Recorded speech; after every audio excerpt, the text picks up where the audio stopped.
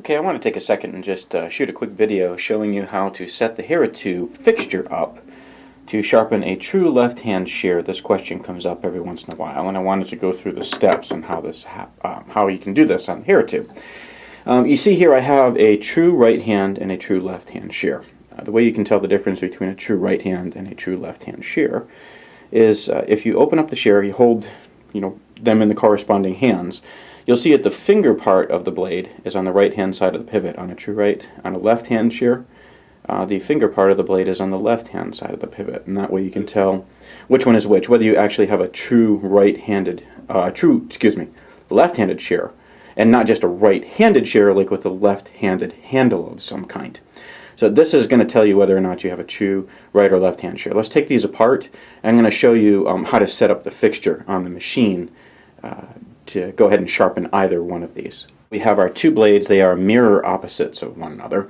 This is the right hand blade and this is the left hand blade here. We'll start with the right hand blade. For those of you that have the Hira-To, you know how this machine functions.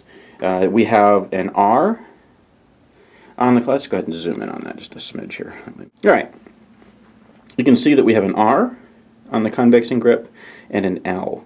Okay, and the R and the L, this is, you'd use the R to set up your right, you'd use your L to set up your left. We're going to set up for the right hand shear at 45 degrees. We'll go ahead and clamp the shear in. Now the way that we actually set this thing up is we just loosen the knob here on the side. Keep my hands out of the way for the sake of the video. And there's a pin that is actually stuck into the shaft of the angle adjusting knob here on the back side of the fixture, and then there's also a pin that's stuck into the inside of the convexing grip, and those two pins connect together. And I'm going to go ahead and rotate my R to 45 degrees, and I'm going to go ahead and just snug that up, make sure I have it set exactly at 45, and then tighten it down. That little bit of snugging gives you a little bit of tension so you can lock your clamp right into place. And as I rotate back and forth, now I cannot go past 45 degrees. So I'm going to go ahead and clamp my shear in. You always want the inside surface of your shear clamped into the flat inside surface of the C of your head of your fixture, which is basically like a C-clamp. Clamp that down tight, and now you can see you can go up to your machine and you're actually ready to do your sharpening and convexing for a right-handed shear.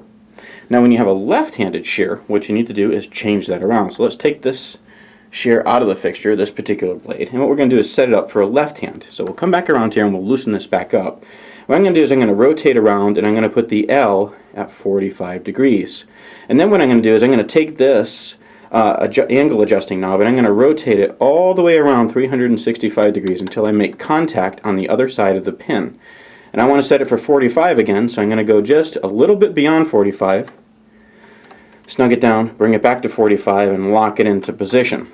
Now, when I clamp in my left-handed shear, again, I want to go ahead and clamp that shear in so that it is the inside of the shear is flat up against that inside surface of the C-clamp of the head. Okay, I'm going to rotate this around so it's a little bit easier for me to clamp it in. I'm going to clamp that in. Now, you can see once again I have a shear in the clamp, and now I'm rotating away from my stopping point, and I can rotate to the left as opposed to rotating over to the right. And that's going to let me do the work that I need to do on this. You can either hold it left-handed if you're fairly ambidextrous, or you can hold it with your right hand with your finger out this way here and do your work like this. Very simple to use. Now, one other thing about the left-handed portion one other thing about setting this up to sharpen a left-handed shear.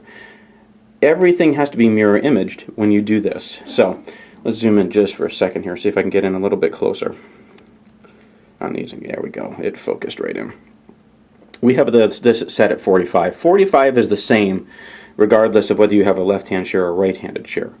But if you wanted to sharpen a shear, let's say at 25 degrees, and it's a true left, to sharpen at 25, you'd actually have to set it at 65, because you have to mirror image all of the other angles. Now we have this set at 25, 30, 35, 40, 45, 50, 55, 60, 65, because almost everything you're going to do is right-handed shears. We didn't want to include another set of angles for left. So just understand that you have to switch your 65 for your 25, so 25 would be over here and 65 would be over here. Instead of 35 being here, it would be 55, and the 55 would be 35, and so on. So each one of your corresponding ticks back this way towards 65 would go down by 5 degrees. So this would be 45, then 40, 35, 30, and then 25. So just keep that in mind when you're ready to set up a left-handed shear. I hope that this helps. One more thing that I wanted to point out whenever you're sharpening a shear on the Hira-To system, whether it's right-handed or left-handed, you have to spin the disc in a certain direction. If you are sharpening a right-handed shear, you have a bidirectional switch here. If you push forward on that switch, it is spinning in a clockwise rotation. You always want your disc to be spinning in a clockwise rotation whenever you're sharpening a right-handed shear. If you're doing a left-handed shear, you push that back towards you, and now the disc is spinning in a counterclockwise position. Remember, you always want your edge going, you always want your pad, your disc, rotating away from the edge, never into the edge. On a left-handed shear, the edge is where my pinky would be up against the plate like this. If it was spinning in the opposite direction, it could cut into the pad. So when you do a left-handed shear, make sure you change the rotation of that machine. Very important, otherwise you will ruin your disc.